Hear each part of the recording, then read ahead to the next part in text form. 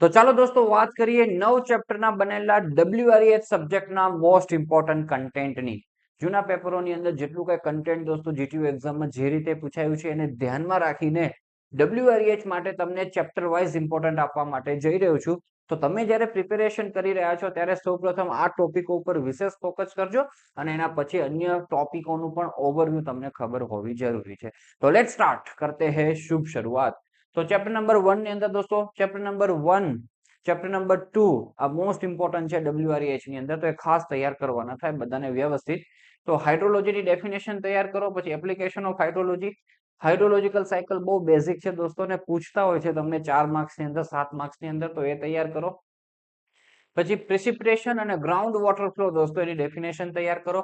Forms of પ્રિસિપિટેશન last time પૂછવામાં આવેલા હતા, તો એ તૈયાર કરવામાં આવે. પછી મેઝરમેન્ટ ઓફ રેઇનફોલ દોસ્તો મોસ્ટ ઇમ્પોર્ટન્ટ છે, જે રેઇન ગેજ દ્વારા કરવામાં આવતા હોય છે અને આપણને 4 પ્રકારના રેઇન ગેજ ડિટેલની અંદર આપવામાં આવેલા છે, બધા જ તૈયાર કરી જજો.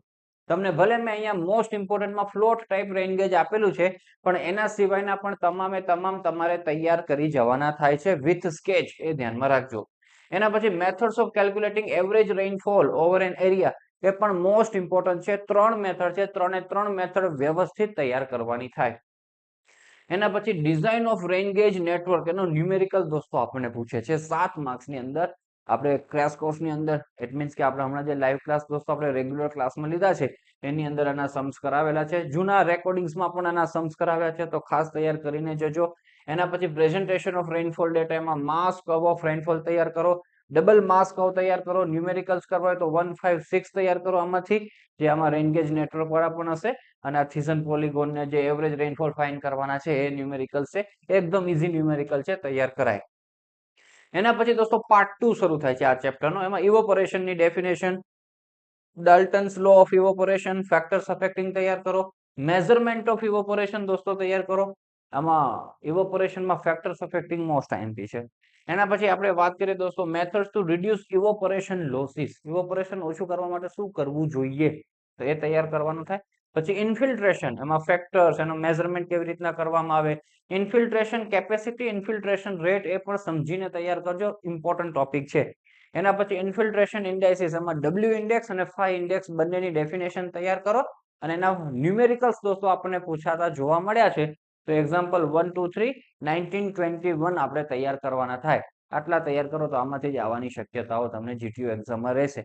અને એક્ઝામમાં જે ન્યુમેરિકલ્સ પૂછાય છે આપણે લાઈવ ક્લાસીસની અંદર કરાવ્યા છે, તો એ ન્યુમેરિકલ્સ એ લાઈવ ક્લાસીસના વિદ્યાર્થીઓ ખાસ છે એ રિફર કરજો. ચેપ્ટર નંબર 2 ની વાત કરીએ દોસ્તો, તો રન ઓફ શું છે એની ડેફિનેશન તૈયાર કરો, ટાઇપ્સ ઓફ રન ઓફ તૈયાર કરો, જે 3 પ્રકારના છે, અને ફેક્ટર્સ અફેક્ટિંગ તૈયાર કરો. પછી computation of run of, 4 method છે દોસ્તો, બરાબર, તો 4 માંથી કોઈ પણ 2 મેથડ આપણે ડિટેલમાં આવડવી જોઈએ. પછી હાઇટોગ્રાફ અને હાઇડ્રોગ્રાફનો ડિફરન્સ તમને પૂછવામાં આવેલો છે, જે બુક્સની અંદર નથી, પણ આપણે જાતે તૈયાર કરી દેવાનો. એના પછી methods of separation of base flow from the direct run of, most important છે. એના પછી ડાયરેક્ટ રન ઓફ હાઇડ્રોગ્રાફ તૈયાર કરો. પછી યુનિટ હાઇડ્રોગ્રાફનો ટોપિક આવે છે, જેની ડેફિનેશન, એઝમ્પશન્સ, ડેરિવેશન, લિમિટેશન્સ, યુઝિસ, કંઈક ને કંઈક દોસ્તો આમાંથી આવવાની શક્યતા રહેલું છે, એટલે યુનિટ હાઇડ્રોગ્રાફ વ્યવસ્થિત તૈયાર કરાય. પછી સિન્થેટિક હાઇડ્રોગ્રાફ, એસ હાઇડ્રોગ્રાફ શું છે, એનો કન્સેપ્ટ અને એના યુઝિસ. ફ્લો ડ્યુરેશન કહું પણ દોસ્તો તમને 2 વખત પૂછાઈ ગયેલું છે, તો એનો કન્સેપ્ટ પણ આપણે સારી રીતનો સમજાવેલું છે, તો એ તૈયાર કરજો. અને આમાં ન્યુમેરિકલ્સ તૈયાર કરવા હોય તો 1 2 3 10 22 23 તૈયાર કરો, એટલે આ ચેપ્ટર તમારું સારી રીતના તૈયાર થયું કહેવાય. એના પછી દોસ્તો આપણે આગળ વધીએ ચેપ્ટર નંબર 3 માં. તો ગ્રાઉન્ડ વોટર ડેફિનેશન તૈયાર કરો, અકરન્સ ઓફ ગ્રાઉન્ડ વોટર તૈયાર કરો દોસ્તો, એ પણ ખૂબ સારું છે.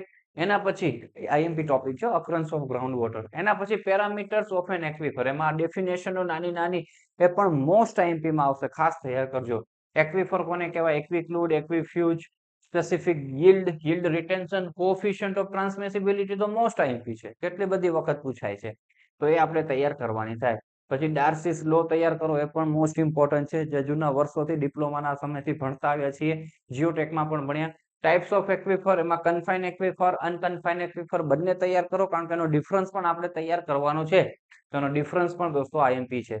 પછી ડેફિનેશન ની અંદર ફરી પાછું વેલ લોસીસ અને સ્પેસિફિક કેપેસિટી ઓફ વેલ, એ આ લોકોની સાથે ડેફિનેશનમાં પૂછતા હોય છે. પછી yield ઓફ એન ઓપન વેલ, એ તૈયાર કરો, જેની અંદર કોન્સ્ટન્ટ લેવલ પમ્પિંગ ટેસ્ટ આવે છે ને રિકપરેશન ટેસ્ટ આવે છે. તો આ બંને તૈયાર કરી છે ભાઈ. અને ન્યુમેરિકલ્સ કરવા હોય તો 1 2 3 5 14 અને 15 તૈયાર કરાય. ફોર્મ્યુલા બેઝ ન્યુમેરિકલ્સ છે, તો સમજીને તૈયાર કરશો, આરામથી કામકાજ થઈ જશે. આપણા રેકોર્ડેડ લેક્ચર્સ ની અંદર પણ અવેલેબલ છે. હજુ કોઈને જોઈન થવું હોય તો ડબલઈ અને WREH જે બે કોમન સબ્જેક્ટ છે એના દોસ્તો આપણે ક્લાસ સેપરેટ બનાવેલા છે, તો એમાં જોઈન કરી શકો છો. તો કમ્બાઇન્ડ ક્લાસ જોતો હોય બધા જ સબ્જેક્ટનો, તો એ પણ રેગ્યુલર ક્લાસ અવેલેબલ છે. તો આ રીતના અમૃત ક્લાસીસ એપની અંદર જઈ સ્ટોરમાંથી તમે આ બધા ક્લાસીસનો લાભ પ્રાપ્ત કરી શકો છો. એમાં વિડીયો ક્લાસ અને નોટ્સ તમને પ્રાપ્ત થશે. ચેપ્ટર નંબર 4 માં types of reservoir, investigation for reservoir planning, એમાં હાઇડ્રોલોજિકલ ઇન્વેસ્ટિગેશન તૈયાર કરો. Zones of storage in reservoir most important છે, ખાસ તૈયાર કરીને જવું જોઈએ આપણે એક્ઝામ માટે. રિઝર્વાયર લોસીસ, રિઝર્વાયર સેડિમેન્ટેશન, એમાં ડેન્સિટી, કરંટ અને ટ્રેપ એફિશિયન્સી, આ બે મોસ્ટ ઇમ્પોર્ટન્ટ ટોપિકો છે. ડેફિનેશનો ખાસ તૈયાર કરજો. Causes of sedimentation in reservoir, reservoir sedimentation control, gravity dam, factor governing selection of type of dam most important, selection of site for a dam, આ બે most important. એમાં site વાળું તો વિશેષ. સ્પિલવેઝ, એમાં એસેન્શિયલ રિક્વાયરમેન્ટ્સ તૈયાર કરો એટલે આ ચેપ્ટર તમારું પૂરું. એના પછી દોસ્તો આપણે વાત કરીએ તો એના પછી આવે છે હાઇડલ પાવર. હવે 5મું, 6ઠું, 7મું ચેપ્ટર, એના પછીના જે કઈ ચેપ્ટર છે 9 સુધી, એ બધા થોડાક લેસ ઇમ્પોર્ટન્ટ છે અને ઈઝી પડતા હોય છે, એ ટાઈપના જોવા મળતા છે. શરૂઆતમાંથી જે આ 4 ચેપ્ટરો છે એમાંથી સારું એવું કન્ટેન્ટ આપણે જીટીયુ એક્ઝામમાં જોવા મળે છે, તો એ વિશેષ તૈયાર કરાય ને આ પણ તૈયાર કરી જજો, બહુ બેઝિક હોય છે. ટાઇપ્સ ઓફ હાઇડ્રોઇલેક્ટ્રિક પ્લાન્ટ, એનું આખું ક્લાસિફિકેશન આપવામાં આવેલું છે. એમાં નામ આપીને પૂછે છે, classification based on storage characteristics અને બેઝડ ઓન હેડ, તો એ ખાસ તૈયાર કરજો. અને principal component of hydroelectric scheme, 7 component આપેલા છે, એનું કામ શું હોય હાઇડ્રોઇલેક્ટ્રિક પાવર પ્લાન્ટ ની અંદર એ સમજી જાવ દોસ્તો, વિથ સ્કેચ કામ થઈ જશે. એમાં સર્જ ટેન્ક તો તમને નામ આપીને પણ પૂછે છે, તો ખાસ તૈયાર કરી દેવી. એના પછી ફ્લડ ની વાત કરીએ તો બધાને ખબર હોય ફ્લડ વસ્તુ શું છે, એના કોઝિસ શું છે, એના ઇલ ઇફેક્ટ શું છે. પછી આ સારું કહેવાય એન્જિનિયરિંગ પોઈન્ટ ઓફ વ્યૂ થી વિચારે તો, સ્ટ્રક્ચરલ મિટિગેશન મેઝર્સ, હા ઘણા બધા આપેલા છે. એમાં લીવીસ તમને નામ આપીને પૂછેલું છે, તો લીવીસ અને અન્ય પણ દોસ્તો 2-4 તમારે તૈયાર કરી જવા. અને પછી ફ્લડ ફોરકાસ્ટિંગ એન્ડ વોર્નિંગ તૈયાર કરો અને ફ્લડ પ્રૂફિંગ તૈયાર કરો એટલે આ ચેપ્ટર પૂરું. એના પછી ચેપ્ટર નંબર 7 માં methods of estimation of maximum flood, 7 method આપવામાં આવેલી છે. એમાંથી આ રેશનલ મેથડ અને ફ્લડ ફ્રીક્વન્સી મેથડ તૈયાર કરાય. પછી દોસ્તો ગમ્બલ્સ ડિસ્ટ્રીબ્યુશન મેથડ તૈયાર કરો. ન્યુમેરિકલ્સ કરવા તો બીજો અને 16મા નંબરનો કરે પૂછ્યા નથી ભાઈ, પણ છે ફોર્મ્યુલા બેઝ એકદમ. તૈયાર કરવા હોય તો આ બે તૈયાર કરાય. ફ્લડ રાઉટિંગ દોસ્તો, એમાં મેથડ્સ, એના યુઝિસ, એમાં એક મેથડ છે રિઝર્વાયર રાઉટિંગ, એ તૈયાર કરો.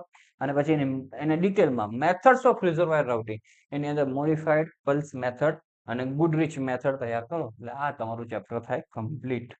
એના પછી ચેપ્ટર નંબર 8 ડ્રોટ, તો ડ્રોટની ડેફિનેશન, એના types, causes, effect of drought.